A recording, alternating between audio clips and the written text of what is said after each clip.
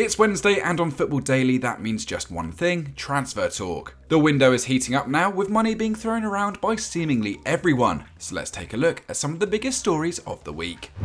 One of the biggest sagas this window has concerned the future of Leeds United star Raphinha. He was linked with a move to Barcelona before finances proved a stumbling block, and more recently it looked like the Brazilian was destined to sign on the dotted line at Arsenal for a fee in the region of £55 million.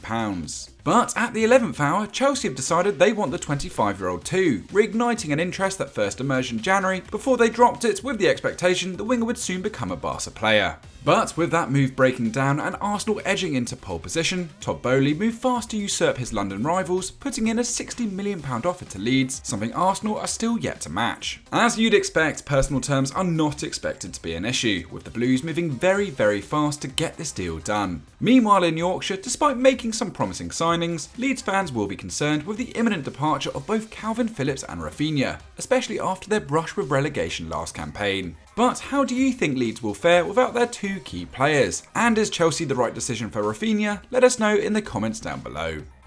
In the Premier League, we're not too familiar with the big clubs trading with each other, with it being much more of a continental affair. But this summer, we've already seen Manchester City sell Gabriel Jesus to Arsenal for around £45 million, and it looks like the reigning champions are set to strengthen another of one of their supposed title rivals. The rumours connecting Raheem with Thomas Tuchel's side are hardly new, with reports suggesting that the 27-year-old has already met with his prospective new manager to discuss how he would be used at Stamford Bridge. That deal looks to be heading towards completion, despite Man City wanting Todd Boehly to up his club's initial £35 million bid to their valuation of £55 million for the English forward. Though there is hope for Chelsea that the two sides will find a middle ground. But Sterling isn't the only player that could be making the journey, as according to The Telegraph, Boehly has also inquired about Nathan Ake. The 25-year-old is a player that Tuchel has been interested in signing since he was Borussia Dortmund manager, with his versatility making him useful in both a back four and a back three, as well as at left back and in the midfield. The Dutchman is of course no stranger to West London, joining the youth system at Chelsea as a 15-year-old in 2011, making just 17 first-team appearances amid a handful of loan spells before his permanent departure to Bournemouth in 2017. Solid performances on the South Coast led to Pep Guardiola forking out £41 million in 2020, where as expected, Ake has been a decent rotation option, making 40 appearances and picking up 3 trophies whilst in Manchester. It is thought that the double swoop for Sterling and Ake could cost Chelsea £71 million, meaning that if the two clubs agree on around £45 million for Sterling, then his teammate is valued at around £26 million. That might be a significant loss on what was paid for the former Cherry 2 years ago, but it isn't too dissimilar to his current transfer market valuation of £23 million. Chelsea and Man City fans, we want to hear from you. Is this a fair price for the pair, and are they the right moves for the players? As ever, let us know down in the comments section. One of the more protracted transfer sagas over the last few weeks has been that of Frenkie de Jong to Manchester United. First, Xavi was adamant the Dutchman would not be sold as he was an integral part of the Barcelona squad, with the player himself remaining keen on staying in Spain. Former club manager and soon-to-be Orange manager again Ronald Koeman confirmed just as much when he told Catalan radio station Esport 3 that "the only thing I know is that Frenkie wants to continue at Barca." However, that is not going to be the case, with his current employers still desperately needing to raise some funds, and according to Sky News, Barcelona and Manchester United have come to a broad agreement on a fee for the 25-year-old, which is believed to be £56 million plus a number of performance-related add-ons. However, this doesn't mean the deal is just yet completed, with discussions still ongoing about the finer details of the transfer, but now both sides are confident that it won't be long before they're shaking hands. With personal terms not expected to be a problem, it looks like De Jong will become Erik ten Hag's first major signing as manager at Old Trafford, upgrading a midfield that desperately needs both depth and quality, and naturally it will be expected that the 44 captain international will be amongst the first names on the team sheet. Manchester United fans, how happy are you at this deal? It looks to be an absolute snip. Tell us down below.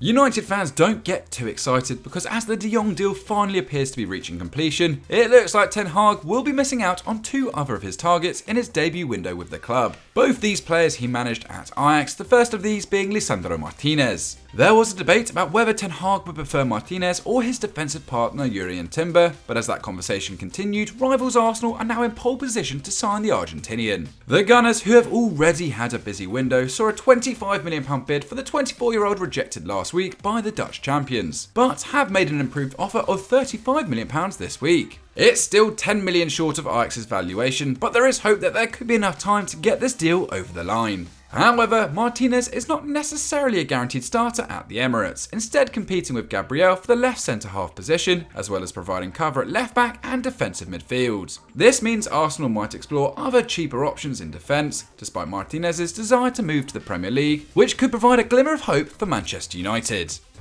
The other Ajax star they could miss out on is Antony, although that's not because the winger is being eyed up by anyone else. Instead, the Brazilian international has seen his price tag in the Netherlands set at £70 million, throwing the deal into doubt. That is something that the 22-year-old isn't happy about at all, with Dutch newspaper De Telegraaf reporting that he is frustrated at being handed such a disproportionate asking price. Ajax signed Antony from Sao Paulo 2.5 years ago and has since gone on to score 22 goals and set up 20 more in 79 appearances across all competitions. This comes out at a goal contribution every 128 minutes, and whilst his output would almost inevitably decrease, he could still be an answer to Manchester United's problematic right wing. But with United's reported transfer kitty being just £100 million before any potential sales, and the De Jong deal taking over half of that amount, the club may have to abandon any idea of Antony until his price comes down. And unless he kicks up more of a fuss, that won't be this summer, because let's face it, Ajax don't need to sell anymore. To Spurs next, who are having an impressive window to date, having already acquired Ivan Perisic and Yves Bissouma as Antonio Conte looks to build upon last season's Champions League qualification. Next, it appears they're turning their attentions towards the forward line, with Richarlison now Fabio Paratici's prime target. While Spurs' interest in Everton's Brazilian forward is hardly an exclusive, the Toffees are keen to shift the 25-year-old sooner rather than later. He's already indicated he wants to leave Goodison Park after 4 years with the club, netting 53 goals in 152 matches, whilst any money made will go towards helping Frank Lampard improve his side. However, the £50 million asking price is proving a step too far for Spurs, who see Richarlison as perfect for both the wide forward areas and as a direct backup to Harry Kane. To meet Everton's asking price, Spurs have proposed a counter offer that involved youngster Anthony Gordon, who experienced a breakout season on Merseyside last campaign. The 21-year-old made 25 Premier League starts and over 40 appearances across all competitions, scoring 4 times, including the winner in a 1-0 victory over Manchester United. As you'd expect though, Everton have no interest in selling Gordon, who has a deal running with his hometown club until 2025 and is set to be an even bigger part of Lampard's plans this campaign. It feels like it's only a matter of time before Jude Bellingham is the next star on his way out of Borussia Dortmund. The Englishman, who celebrated his 19th birthday today, he's that young still, is already interesting the likes of Chelsea and Liverpool. But according to Diario AS, Real Madrid are going to make the teenager a key target next summer. It is believed the former Birmingham City prodigy, who has 3 years left on his deal in the Bundesliga, will have an asking price of €100 million, with Los Blancos already preparing an opening bid of around €90 million in 12 months' time. This is of course part of their midfield rejuvenation, with Casemiro, Toni Kroos and Luka Modric all in the twilight of their careers, the latter two also having just a year left on their deals. Bellingham has already made 90 appearances for BVB and 15 for England despite his tender age, and was touted for a return to England, but Real Madrid's pulling power is well known, having signed 19-year-old Eduardo Camavinga last year and already completed a deal for 22-year-old Aurelien Tchouameni this summer. Capturing Bellingham would once again secure Madrid's midfield for the next decade and beyond. Let's face it, how good does that midfield three sound?